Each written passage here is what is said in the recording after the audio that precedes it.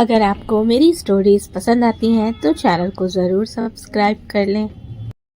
अव्यन car के पास आकर दरवाजा खोलता है और आरोही को अंदर बैठने का इशारा करता है, लेकिन हमारी आरोही कहाँ इतनी आसानी से उसकी बात मान सकती थी। वो ना में सिर हिलाकर बोलती है, मैं पीछे बैठूंगी। ये कहकर वो कार का बैक डोर खोलती है और उसमें बैठने लगती है।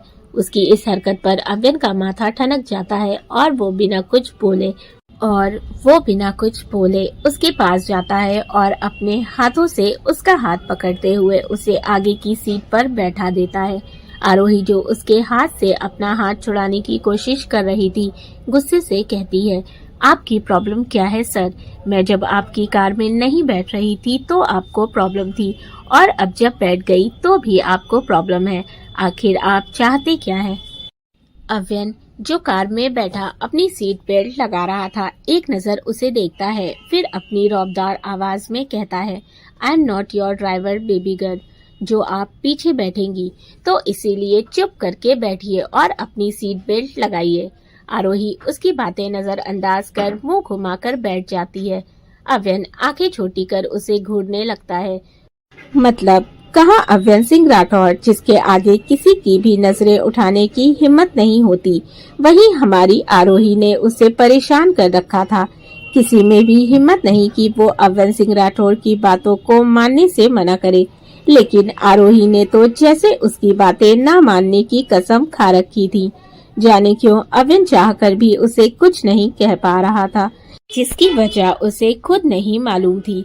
वरना अगर आरोही की जगह कोई और उसकी बातों को इस तरह इग्नोर करने की जुर्रत करता तो अब तक उसके सामने सही सलामत ना होता। अव्यन एक नजर उसे घूरने के बाद बिना कुछ कहे अचानक से उस पर झुकता है।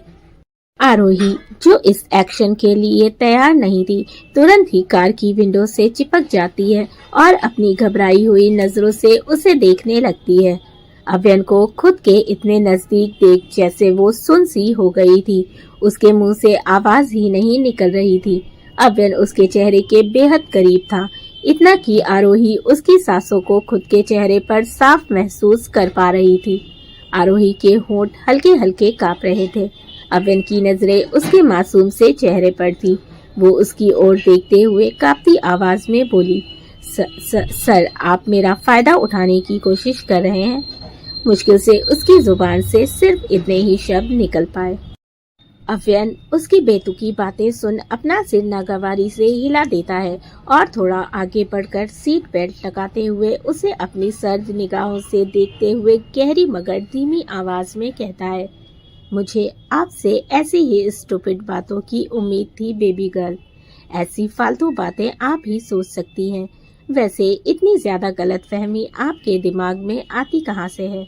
और क्या मैं आपको ऐसा वैसा दिखता हूँ?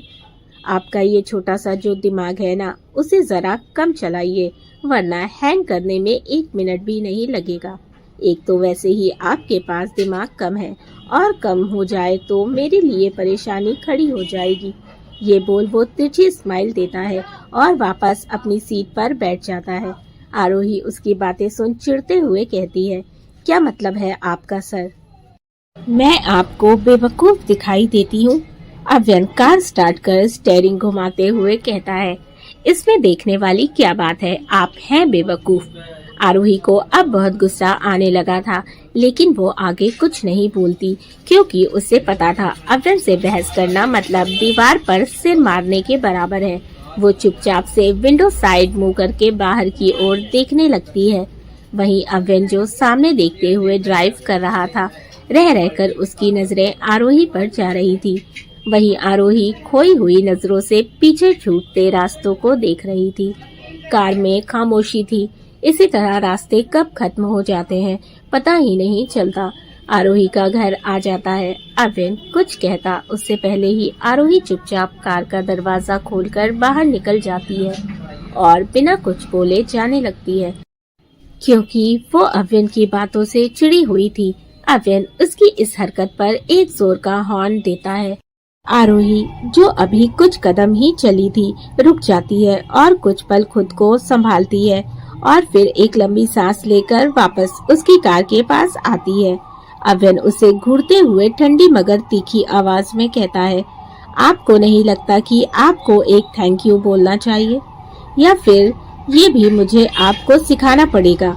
आरोही का मन नहीं था उसे थैंक यू बोलने का, लेकिन वो उसका बॉस था और कहीं न कहीं वो जानती थी कि उसने उसकी मदद की थी।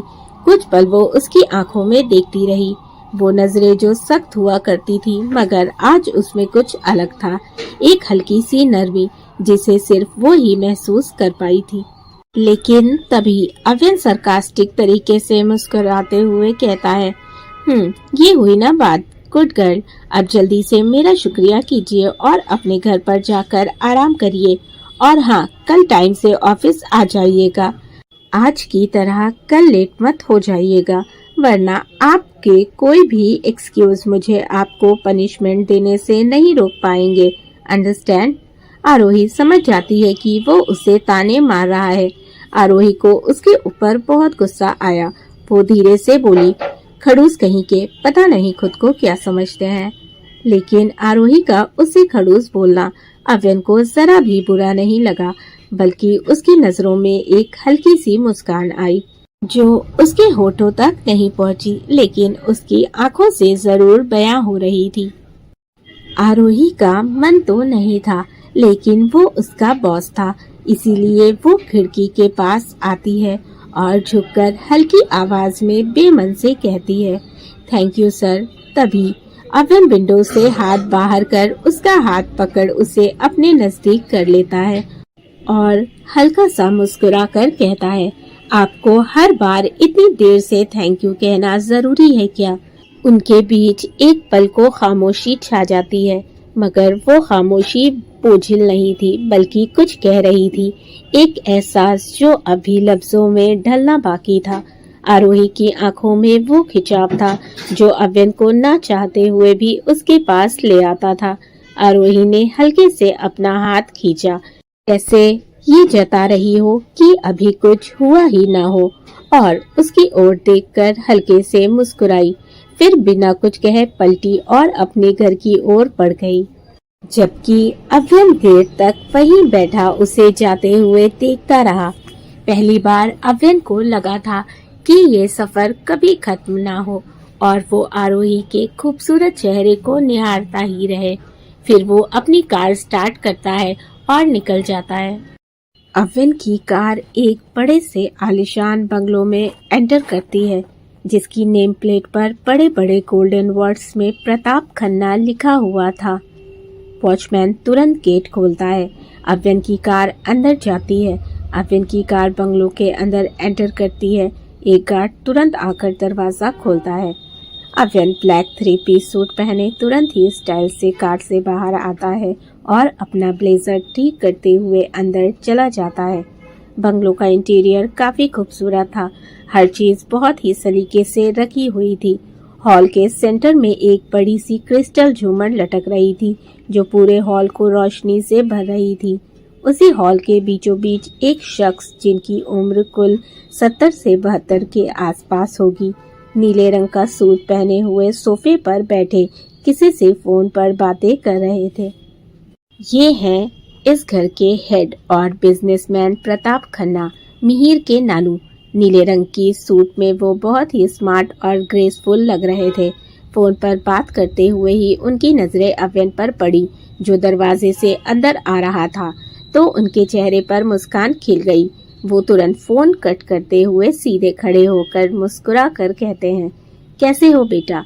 अव्यन हल्की मुस्कान के साथ उनकी तरफ कदम बढ़ाता है और उनके गले लगते हुए कहता है, मैं ठीक हूँ नानू, आप कैसे हैं? प्रताप खन्ना हंसते हुए, बस बढ़िया, तुम्हें इतने दिनों बाद देखकर दिल खुश हो गया। आओ बैठो। अव्यन धीरे से सिर हिलाते हुए सोफे पर बैठ जाता है। बैठते ही उसकी नजर मिहिर पर पड़ी जो सीढ़ियों से उतरकर नीचे आ रहा था। मिहिर के होठों पर मुस्कुराहट और चेहरे पर हल्की राहत की झलक थी, जैसे उसे पूरा भरोसा था कि अव्यन ही उसकी प्रॉब्लम सॉल्व कर सकता है। राठौर मेंशन। विक्रांत अपने स्टडी रूम में बैठे लैपटॉप पर काम कर रहे थे। तभी उन्हें आकाश का कॉल आता है। वो लैपटॉप साइड रख चेहरे पर हल्की मुस्कान लिए कॉल रिसीव करते हैं। सामने से आकाश ओबरॉय की कर्कश आवाज आती है। कैसे हो विक्रांत? विक्रांत मुस्कुराते हुए, बिल्कुल ठीक। तुम कैसे हो? और मेरी बच्ची मायरा कैसी है? आकाश हल्के से हंसते हुए, मैं तो ठीक हूँ, लेकिन तुम्हारी होने वाली बहू बहुत उदास है। विक्रांत कंफ्यूज्ड होते हुए, मैं कुछ समझा नहीं, क्या हुआ मेरी बच्ची को? विक्रांत एक लंबी सांस भरते हुए, तुम तो जानते हो ना विक्रांत, वो अव्यन से बहुत प्यार करती है, हर वक्त उसके ख्यालों में डूबी रहती है। वो उसे बहुत याद कर रही है, मिलना चाहती है उससे। अब तुम ही कुछ कर सकते हो। मैं अपनी फूल सी बच्ची को यूं उदास नहीं देख सकता। ये सुन विक्रांत थोड़े परेशान होते हुए फिर उन्हें तसल्ली देते हुए कहते हैं, डोंट वरी आकाश, मैं और आरती कल अव्यन के मेंशन जा रहे हैं। तुम मायरा को भी भेज देना, हम उसे साथ ले जाएंगे। इस बहाने वो उससे मिल लेगी। आकाश हैरत से, तुम वहाँ जा रहे हो? कहीं वो गुस्सा हो गया तो? तुम तो जानते हो ना अपने बेटे के गुस्से को, बहुत खतरनाक है। विक्रांत गहरी सांस लेते हुए बोले, जानता हूँ वो गुस्सा होगा, लेकिन वो मेरा बेटा है। मैं उसकी नाराजगी की वजह से पीछे तो नहीं हट सकता ना। मुझे कोशिश करनी होगी। आकाश अपनी बेटी की फिक्र करते हुए, ऑल राइट, जैसा तुम्हें ठीक लगे, लेकिन प्लीज मेरी मायरा का ख्याल रखना। अव्यन मेरी बच्ची पर गुस्सा ना करे। विक्रांत, तुम बिल्कुल भी चिंता मत करो, मैं हूँ ना। मायरा मेरी भी जिम्मेदारी है, मैं उसका पूरा ख्याल रखूंगा और अव्यन से भी बात करूंगा। उसे समझाऊंगा कि मायरा उसके लिए बेस्ट है, वो ही उसकी लाइफ पार्टनर बन सकती है। इसी तरह दोनों लोगों में हल्की फुल्की बातें होती है। फिर विक्रांत फोन रख देते हैं और वापस अपने काम में लग जाते हैं। प्रताप हाउस। अव्यन प्रताप और मिहिर के साथ डाइनिंग टेबल पर बैठा डिनर कर रहा था। उसके जस्ट बगल वाली चेयर पर बैठा मिहिर अव्यन को हल्की सी कोहनी मार कर इशारा कर धीरे से कहता है, यही मौका है मेरे नानू से बात करने का। अब तू ही उन्हें मना सकता है मेरे भाई, प्लीज उन्हें समझाना यार। अव्यन अभी कुछ कहता उससे पहले ही प्रताप जी उन दोनों की ओर देखते हुए अपनी भारी आवाज में बोले, क्या बात है बच्चों, ऐसे आपस में क्या डिस्कस कर रहे हो? उनकी बात सुन जहां अव्यन शांत और रिलैक्स, वहीं मिहिर हड़बड़ाते हुए बोला, कुछ नहीं नानू, वो मैं बस अव्यन को मलाई कोफ्ते लेने को बोल रहा था, इसे बहुत पसंद है ना इसीलिए। तुम लो ना अव्यन, बिल्कुल भी शर्माओ मत, नानू कुछ नहीं सोचेंगे। ये बोल वो हंसते हुए जल्दी से उसके प्लेट में और मलाई कोफ्ता डाल देता है। वहीं अव्यन अपनी ठंडी आंखों से उसे घूर रहा था। वो उसे वैसे ही घूरते हुए कहता है, डिनर बहुत अच्छा था नानू। फिर प्रताप जी की ओर देखते हुए, थैंक यू नानू, इतने अच्छे डिनर के लिए, मुझे सच में बहुत अच्छा लगा। अब मैं चलता हूँ। ये बोल वो नैपकिन से मुंह क्लीन करते हुए चेयर से उठ जाता है। प्रताप जी मुस्कुराकर कहते हैं, थैंक यू बेटा, तुम आए, मुझे भी बहुत अच्छा लगा, दोबारा फिर आना। अव्यन हल्के से मुस्कुराकर हाँ में सिर हिला देता है। वहीं मिहिर का मुंह तो देखने लायक हो जाता है। वो हैरानी से अव्यन की ओर देख रहा था। कहाँ उसने नानू से उसकी बात करवाने के लिए डिनर का अरेंजमेंट कर उसे यहाँ बुलाया था, और कहाँ वो बिना नानू से बात किए जा रहा था। अभी अव्यन मुश्किल से दरवाजे तक ही पहुँचा था कि मिहिर तुरंत चेयर से उठते हुए बोला, नानू मैं बस अभी आता हूँ। प्रताप जी हैरत से उसे देखते हुए बोले, अब इसको क्या हो गया? मिहिर तुरंत अव्यन के पास पहुँचा और उसका हाथ पकड़ते हुए बोला, कहाँ जा रहा है यार, भूल गया क्या तुझे नानू से बात करनी है? अव्यन बिना उसकी ओर देखे बोला, कैसी बात? मिहिर चौंकते हुए, क्या बोल रहा है यार? तुझे मेरी शादी के बारे में बात करना है नानू से, उन्हें मनाना है कि वो अभी मेरी शादी के बारे में ना सोचे। अव्यन सर्द आवाज में कहता है, वो तेरी प्रॉब्लम है तो तू खुद इसे सॉल्व कर, मैं जा रहा हूँ, मुझे बहुत काम है।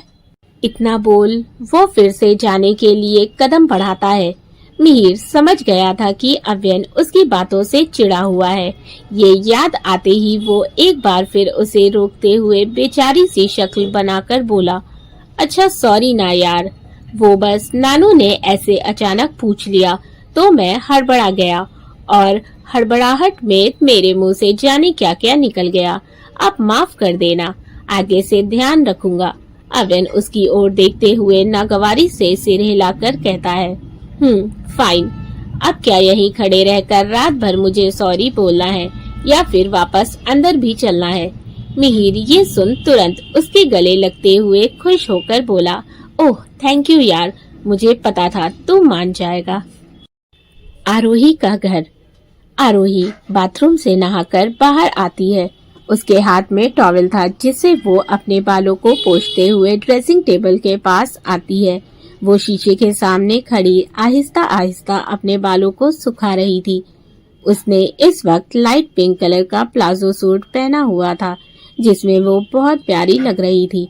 वो अपने बालों को सुखाते हुए अपनी नजरें घुमाकर इधर उधर देखती है क्योंकि वो तारा को ढूंढ रही थी, पर जब वो उसे नहीं दिखती तो वो टॉवेल वहीं टेबल पर रख अपने कदम बालकनी की ओर बढ़ा देती है। वहां जाते ही उसकी नजर तारा पर पड़ती है जो काउच पर बैठी अपने हाथों में किसी की फोटो पकड़े बहुत गौर से उस फोटो को देख रही थी, या यूं कहें कि हजारों जज्बात लिए उसे निहार रही थी। आरोही उसे आवाज देती है। आरोही की आवाज सुन तारा तुरंत हड़बड़ाते हुए वो फोटो अपने पीछे छिपा लेती है और आंखों की हल्की नमी को साफ करते हुए उसकी ओर देख हल्के से मुस्कुरा कर कहती है, हाँ जाना, तुमने बुलाया? उसकी घबराहट देख आरोही जो उससे फोटो के बारे में पूछने वाली थी खामोश हो जाती है। इस बीच उसने तारा की आंखों में आई नमी को बखूबी देख लिया था, लेकिन फिर उसकी घबराई हुई नजरों को देख वो बिना कुछ कहे आगे बढ़कर उसे गले लगाती हुई कहती है, मुझे नहीं पता कि तू किस वजह से परेशान है और शायद मुझे बताना भी नहीं चाहती, लेकिन मैं तुझे फोर्स नहीं करूंगी क्योंकि एक बात याद रखना तारा, तेरी ये दोस्त हमेशा तेरे साथ है। चाहे कैसी भी सिचुएशन हो हम दोनों उसे मिलकर सॉल्व करेंगे। जब तुझे लगे कि तू मुझे बताने में कंफर्टेबल है तो मुझसे अपनी प्रॉब्लम जरूर शेयर करना। ये बोल वो उसे थोड़ा दूर होकर एक नजर उसे देखती है और वहां से जाने लगती है। तभी तारा तुरंत उसका हाथ पकड़ते हुए उसे रोक लेती है और आंखों में आंसू लिए कहती है, आई एम सॉरी आरोही। आरोही एक लंबी सांस लेती है और उसकी ओर पलट कर कहती है, फाइनली, तो कहाँ से बताना शुरू करेंगी आप मैडम? तारा हल्के से मुस्कुराकर, जहाँ से तू कहे। आरोही अभी कुछ कहती उससे पहले शीतल रूम में आते हुए बोली, गुड़िया ये ले जल्दी से ये हल्दी वाला दूध पी ले, दर्द में आराम मिलेगा और इधर आकर बैठ, तेरी पट्टी कर देती हूँ। उसके बाद ये दूध पीकर सो जाना। और तारा बेटा तुम्हारे लिए भी दूध लाई हूँ, इसे पीकर सोना। तारा चेहरे पर मुस्कान लिए हाँ में सिर हिला देती है। आरोही शीतल के पास आकर हल्के से मुस्कुराकर कहती है, मम्मी मैं अब बिल्कुल ठीक हूँ, आप बिल्कुल फिक्र मत कीजिए और पट्टी मैं खुद कर लूंगी। आप बस यहाँ बैठिए, मुझे आपकी गोद में सिर रखकर सोना है। कई दिन हो गए मैं आपकी गोद में सिर रखकर नहीं सोई। शीतल हंसते हुए उसके सर पर हाथ फेर कर बोली, इसमें पूछने वाली क्या बात है, मैं तेरी माँ हूँ, तू जब चाहे मेरी गोद में सिर रखकर सो सकती है। इतना बोल वो बेड पर बैठ जाती है। गाइज मैं स्टोरी का थोड़ा सा फ्लो खराब कर रही हूँ, बट मैंने ये चीज़ देखा है कि बहुत सारी मम्मियाँ होती हैं जो अपने बच्चों को हमेशा डांटती रहती हैं, बट बच्चे उनकी बात नहीं सुनते, तो उन्हें अपने बच्चों को प्यार से चीज़ें समझाने की ज़रूरत होती है। अगर वो अपने बच्चों को प्यार से चीज़ें समझाएंगी तो बच्चे उनकी बात ज़रूर सुनेंगे। और बच्चों से ये कहूँगी कि आप चाहे कितने ही बड़े हो जाए, आपकी एज कितनी ही क्यों ना हो जाए, लेकिन माँ और पिता इनका हमेशा सम्मान करना चाहिए। आरोही तुरंत अपनी स्लीपर निकाल बेड पर चढ़ जाती है और उनकी गोद में सर रखकर लेटते हुए कहती है, तारा तुम वहाँ क्यों खड़ी हो, तुम भी आओ। तारा जो उन माँ बेटी के मीठे प्यार भरे पलों को खामोशी से होठों पर ढेरों मुस्कान सजाए देख रही थी, ना में सिर हिलाते हुए कहती है, अरे नहीं आरोही मैं यही ठीक हूँ। शीतल नर्म लहजे में कहती है, बेटा मैं भी तो माँ जैसी ही हूँ, तुम्हारी माँ तो फिर इतनी झिझक क्यों? जल्दी से आओ इधर, वैसे भी रात काफी हो रही है, जल्दी सोना सेहत के लिए अच्छा होता है, तो आओ फटाफट से। शाबाश। तारा एक बड़ी सी मुस्कान लिए बेड की ओर चढ़ जाती है और शीतल की गोद में सर रख देती है। शीतल दोनों के सर पर प्यार से आहिस्ता आहिस्ता हाथ फेरने लगती है, जिससे दोनों जल्दी ही गहरी नींद में चली जाती हैं। आज के लिए इतना ही। मैं कोशिश करूंगी कि कल का चैप्टर भी लंबा दूं, तो वीडियो को जरूर से लाइक कर देना, और जिन्होंने अभी तक चैनल को सब्सक्राइब नहीं किया है वो सबसे पहले चैनल को सब्सक्राइब करो और साथ ही बेल आइकन को भी जरूर प्रेस करना, जिससे मेरी स्टोरीज की नोटिफिकेशन आपको सबसे पहले मिलेंगी। और मुझे कमेंट जरूर करना, मुझे ये जानना रहता है कि मेरी स्टोरीज आप लोगों को कैसी लग रही है। तो मिलते हैं, बाय।